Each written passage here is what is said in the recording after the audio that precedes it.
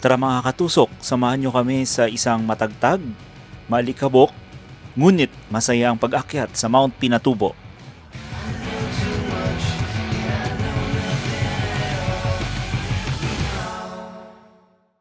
So, first stop natin ngayon, time check, it's 5 o'clock in the morning. Ang first stop natin dito muna sa gathering place para mag-check ng attendance, mag-register. So anyway, ito na. So 1, 2, 3, magpirma ng 4, waiver. 1, 2, 3. So, nag-register kami dyan ng mga 4x4, yung passengers about 4x4. Kasama kami ni Ma'am Sai. Hi guys, it's our orientation day. We're here at Papa's Tarlac. Welcome to our vlog. Bakal na rin eh. Kasi siguro mo, 23 na lang. We are the Tingin 11 na bro. Ay, basta bakal lang. Wala nang film, naubos mo na. Okay, guys. Tuloy nyo na lang po doon sa kasama nyo na ulang, no? So, anyway, my name is Don and nandito lang. And guys, pakita tayo ngayon ng ating 4x4. At dito na ngayon mag-umpisa ang ating biyahe papuntang Pinatubo.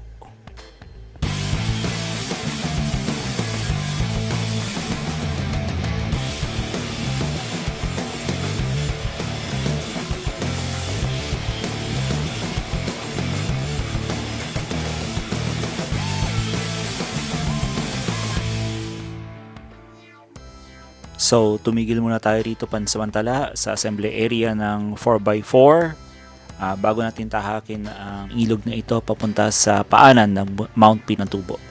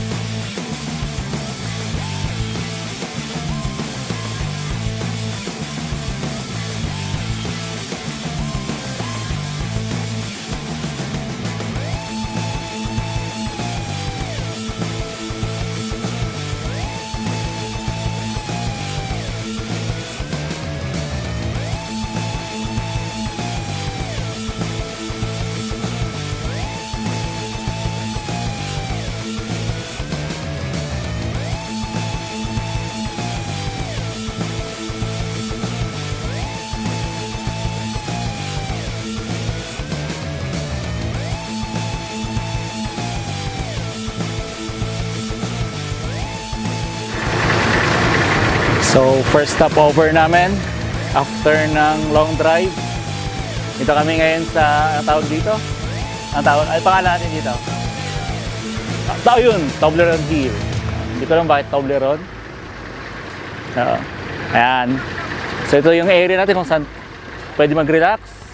Pwede dito mag-picture-picture.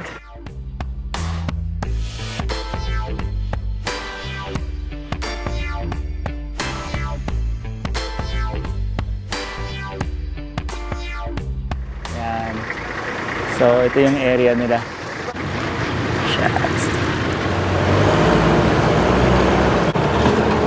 So, pagkatapos natin ng konting pahinga sa Toblerone, tayo ngayon ay tatahak na papunta sa ating drop-off point. Along the way, madadaanan po natin ang maraming ilog. Kaya hold tight mga katusok kasi mukhang ito yung exciting part ng ating biyahe papuntang paanan ng Mount Pinatubo.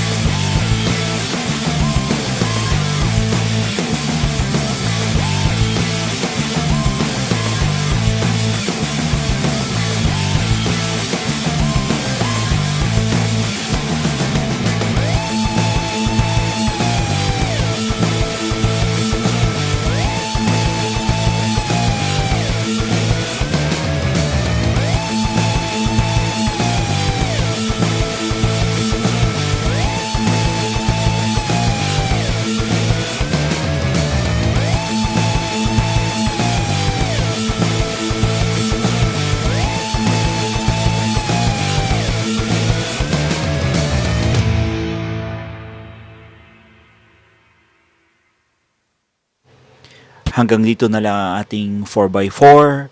So, mula rito hanggang sa crater ng Mount Pinatubo, tayo na po ay maglalakad.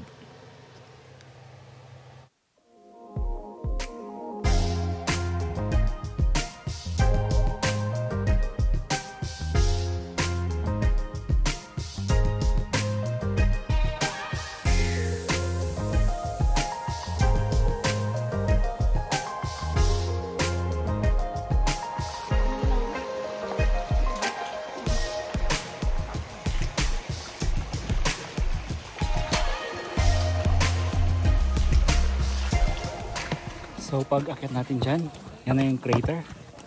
Tara, akit tayo.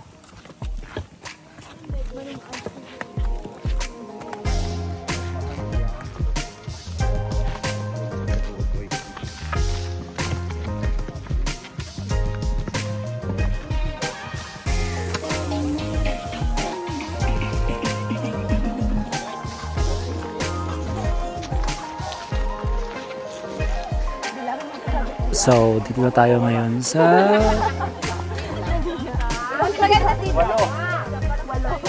Ayan, dito tayo sa Welcome to Pinatubo. Ayan, sa crater. Okay.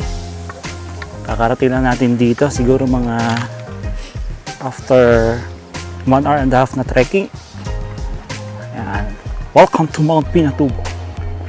Ayan, Pinatubo Crater. Ayan. Ganda. Ganda ng lugar. Wow!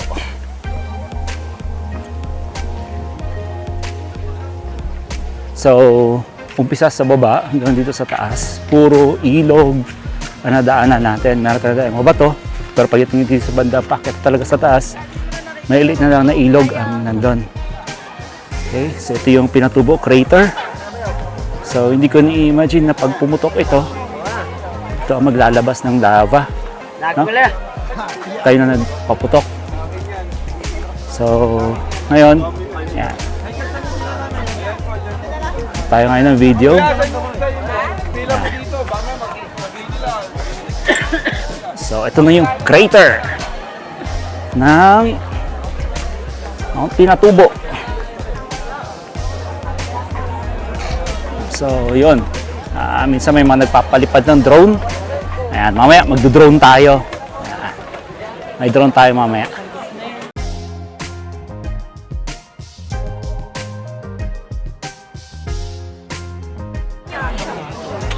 Ayan. Oh, so mayroong bangka sa baba. Ayan. Ito yung Pinatubo Crater. Ayan, so ito na yung view deck niya. Daming tao. Weekend ngayon, kaya daming tao. So pwede ka pala rito mag-tent. Picnic, pwede ka sa umaga. Then, 5 a.m. may 5 a.m. na eh. Then baba ka ng hapon mga 4 p.m. So, yan, marami ko picture dito. Picture tayo mamaya. So, medyo busy na ngayon ang mga tao. Meron tayong rest time. Dumating tayo dito mga 11:30. Umakyat tayo mga 10 o'clock. Ano, or 9 o'clock, I mean, 9:02 to be exact. Ayan, 9:02 tayo umakyat. So, mga 2 hours din. Kasama yung pahinga. Pero siguro kung tuloy-tuloy, kaya mo siya mga 1 hour lang na paglalakad, 1 hour and a half. Na? Ayan. Maraming tao. Nandito tayo sa taas.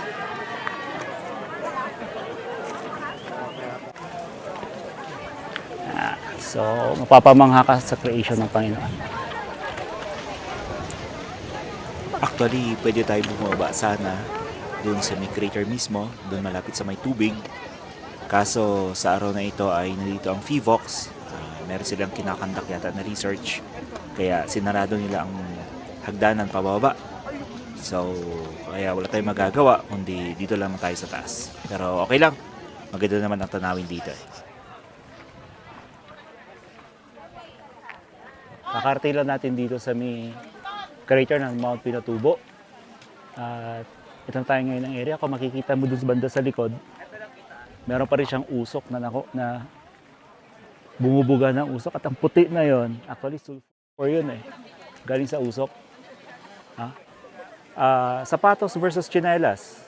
Chinelas. Ako, chinelas. Sandal pala. Sandals. Sinong mas comfortable? Mas maganda yung sandals kasi makapag-overtake ka kasi may mga water. Unlike kapag naka-shoes ka, hanap ka pa ng mga bato. Yun. Baka magasgasan ka pag naka-chinelas ka, kailangan naka-shoes ka. Hindi naman. Mabaho yung paa mo kapag nakasapatos ka. Tsaka mahirap. Best purchase. Sa TikTok lang ka. Long sleeve versus ordinary t-shirt na hindi short sleeve. Mainit kasi ang alis namin na yung 5:30 ng umaga na umalis, wala pang araw. Kaso wala ang pababa nila, yun, yung medyo maaraw, mainit. Ayan. So, yun. Pagdating sa taas, medyo konting pagod. 1 to 10 na pagod siguro mga nasa 6, 7. Yan. Pero worth naman, maganda ang tanawin dito. Ayan. Mas mahangin. Napakasarap ng hangin. No? Maaliwalas. Napakasariwa.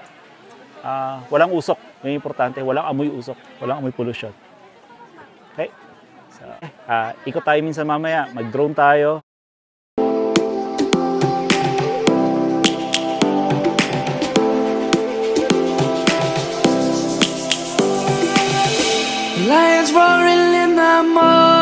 sun, searching for a longer day.